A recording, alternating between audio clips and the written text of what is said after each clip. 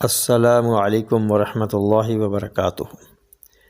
معزز سامعین و ناظرین، آج ہم افطاری میں لیمو پانی کیوں ضروری ہے اس کے بارے میں گفتگو کریں گے۔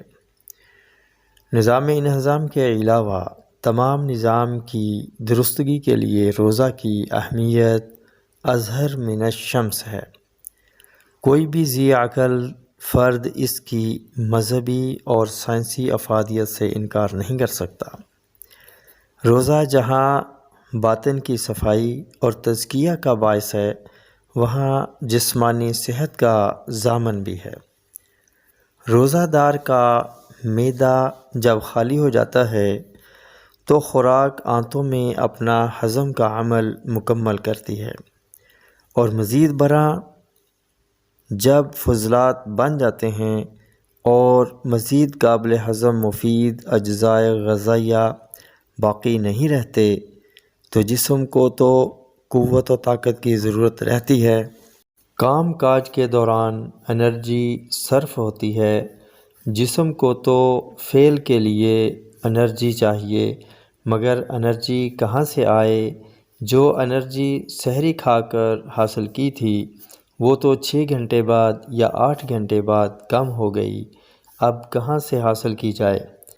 کھانا پینا تو روزے کی وجہ سے بند ہے، چنانچہ ایسے میں ہمارا جسم فعلی حالت میں انرجی جسم سے ہی حاصل کرتا ہے، جو کہ جسم نے چربی اور دیگر اجزاء سٹور کر کے محفوظ کی ہوئی ہوتی ہے۔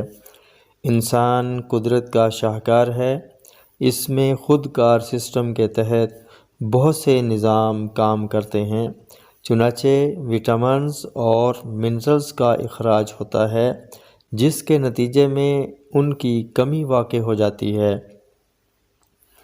جسم کو کمزوری محسوس ہوتی ہے، اور جب افطار میں مفید وٹامنز اور منرلز پر مشتمل خوراک استعمال کی جاتی ہے تو جسم کی قوت پھر سے بحال ہو جاتی ہے۔ جہاں اور بہت سی غذائیں مفید و مؤثر ہیں، وہاں لیمو پانی اپنی مثال آپ ہے۔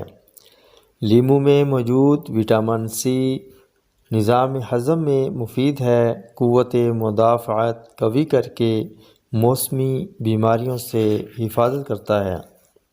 وٹامن سی عضلات کو مضبوط بناتا ہے۔ لیمو میں پوٹاشیم اور کیلشیم کی موجودگی دل و عضلات کو قوی بناتی ہے اور دل کی رفتار کو منظم بناتی ہے، بلڈ پریشر کو کنٹرول کرنے میں مدد دیتی ہے۔ لیمو جوڑوں کی سوزش کو ختم کرنے میں اہم کردار ادا کرتا ہے، دل کی طاقت کا باعث بنتا ہے، روزہ کی وجہ سے نمکیات کی کمی کو پورا کرتا ہے۔ لہٰذا افطاری میں لیمو پانی کا استعمال بہت ضروری ہے اور مفید و مؤثر ہے، جو کہ اگلے روزے کے لیے تیاری کا سامان پیدا کرتا ہے اور قوی و توانا بناتا ہے۔ تندرستی انمول نعمت ہے۔ انہی الفاظ کے ساتھ اب اجازت چاہوں گا، پھر ملیں گے اگلی ویڈیو میں ایک نئے ٹاپک کے ساتھ، تب تک کے لیے اجازت دیجیے۔ اللہ حافظ۔